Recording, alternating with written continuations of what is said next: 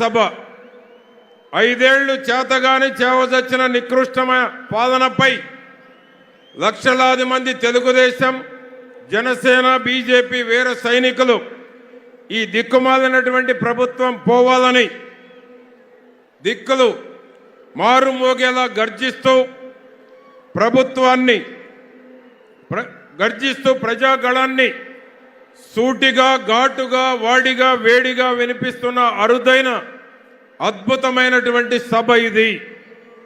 ఈ సభకు రెండు ప్రత్యేకతలు ఉన్నాయి. ఒకటి, 2014లో ఎన్డీఏ కూటమి గుంటూరులో సభ జరిగింది. ఎందుకంటే సెంటిమెంట్గా కూడా చెప్తా ఉన్నాను, గుంటూరుకు ఉన్నటువంటి సెంటిమెంటు.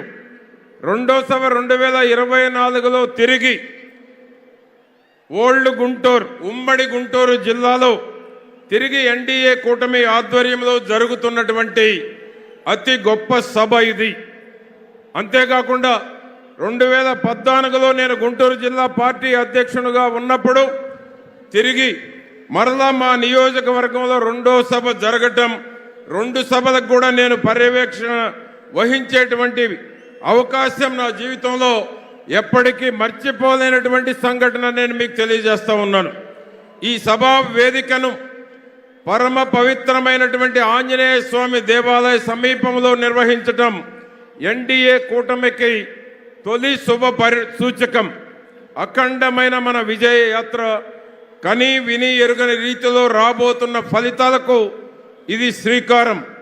మహాకూటమి మాన్యులు మన దేశ ప్రధాని ధర్మరాజు అయితే తెలుగువారి ఆత్మవిశ్వాసాన్ని ప్రపంచ నలుమూల చాటి చెప్పినట్టు మన ప్రియతమ నేత, సమర్థుడైన సంక్షోభ నివారణను ప్రపంచంలో ఏ నాయకుడు చేయని విధంగా పరిష్కరించే గొప్ప పరిపాలనా దక్షుడు చంద్రబాబు నాయుడు గారికి శ్రీకృష్ణుడైతే, తెలుగు చలనచిత్ర రంగంలో పవర్ స్టార్ కోట్లాది అభిమానుల ఆరాధ్య దైవమైన గొప్ప నటుడు జనసేన సారథి శ్రీ పవన్ కళ్యాణ్ అర్జునుడు. ఈ ముగ్గురి అపురూపమైనటువంటి కలయిక తిరుగులేని విజయానికి జయభేరి.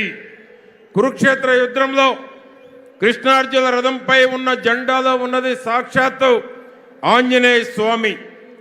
అనితర సాధ్యమైన ఈ సభ జరుగుతున్న ప్రదేశం శ్రీ ప్రసన్నాంజనేయ స్వామి ఉన్న పరమ పవిత్రమైనటువంటి నేల. అందుకే మనకే విజయం, మనదే విజయం.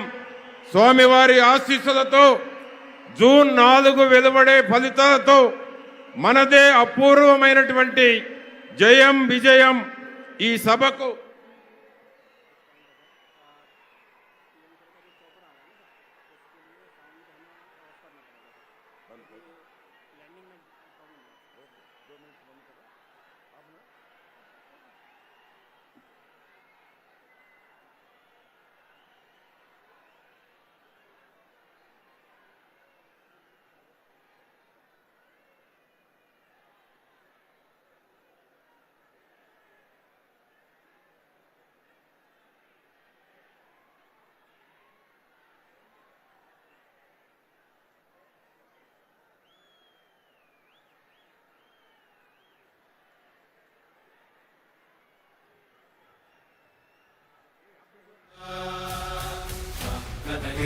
కదలిరా కదలిరా